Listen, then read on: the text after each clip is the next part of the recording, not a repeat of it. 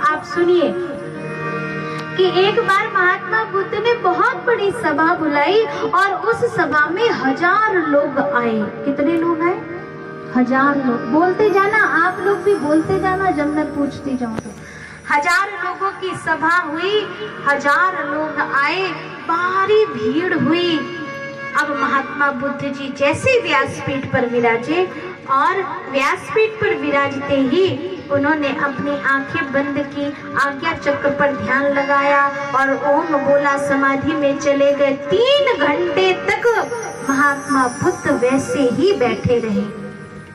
तो जो 1000 भक्त आए थे, उन 1000 भक्तों में से 500 तो ऐसे आलसी थे वो पीछे से खसक गए। 500 ही बचे। कितने बचे? कितने बचे? थोड़ा जोर से बोलो। खा पी कर आई हो कि नहीं आई हो? खाना खा के आए हो कि नहीं आए हो? आए हो? नहीं आए हो? अरे राम राम, भोजन करके नहीं आए, बताओ। तब तो और भी अच्छी बात है। कहते हैं कि भूखे पेट यदि भजन करो तो और भी आनंद आता है, भगवान की बहुत जल्दी कृपा होती है। तो आज तो भगवान ने व्रत करने का अवसर दे दिया, इससे बड़ा सौभाग्य और क्या है। जब खाना जिस दिन नहीं मिले ना प्यारे, उस दिन सोचो वाह ठाकुर जी, आज तो और भी आनंद आ गया, कम से कम इसी बहाने व्रत तो हुआ। वैसे तो व्रत कर नहीं पाते, इसी बहाने व्रत हो गया। तो ये भगवान की कृपा है। जो आपने, जिन्होंने आज भोजन नहीं किया अभी तक, वो भगवान की कृपा है, उन पर विशेष कृपा पात्र है वो। तो महात्मा बुद्ध ने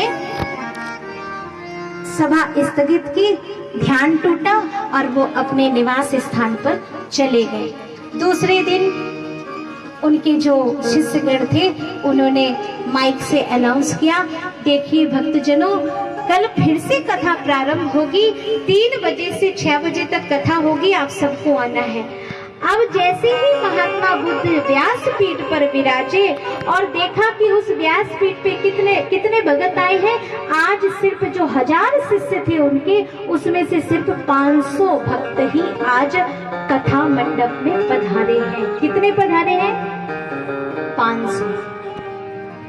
और जैसे ओमकार ध्वनि की, आज्ञा चक्र पर ध्यान लगा, समाधि में चले गए महात्मा बुद्ध। और जैसे ही समाधि में गए वैसे ही 3 घंटे तक समाधि में बैठे रहे। पता नहीं चला, शरीर का आभास छूट गया, पता ही नहीं कहाँ पर है। अब लोगों को लगा कि भाई महात्मा जी तो अच्छे हैं, रोज हमारा टाइम वेस्ट करवाते हैं, 3 घंटे बुलाते हैं। अब महात्मा जी कथा तो बोलते नहीं है, हमें और बैठाल के रखते हैं। अब सभी भक्तजन परेशान। तो उसमें से कुछ ऐसे भक्त थे जो 300 गायब हो गए, अब बचे 250। कितने बचे? 250। अब जैसे ही 3 घंटे व्यतीत हुए, शिष्य ने कहा कि स्वामी जी कल फिर से कथा कहेंगे और आप सभी समय पर पधारे। कल फिर से आयोजन हुआ और जैसे ही महात्मा बुद्ध व्यासपीठ पर बैठे तो क्या देखते हैं, जब देखा कि आज 250 में से सिर्फ 150 भगत मेरे आए हैं और 150 भगत को देखकर ठाकुर जी ने, महात्मा बुद्ध ने फिर से ध्यान लगा लिया। और ध्यान लगाकर जैसे ही बैठे, तीसरा दिन भी ऐसा ही व्यतीत हो गया। चौथे दिन फिर से सभा बुलाई गई और सिर्फ 50 लोग आए थे। महात्मा बुद्ध ने अपनी आंखें खोली और उन 50 लोगों को संबोधन किया। कितने लोगों को? 50। तो किसी भक्त ने पूछा, प्रभु जब 1000 शिष्य आए तो आपने 1000 को क्यों नहीं संबोधित किया, 50 को ही संबोधित क्यों किया? तो महात्मा बुद्ध कहते हैं, मैं तो अपने भक्तों की परीक्षा ले रहा था कि सुनने की पात्रता कौन रखता है।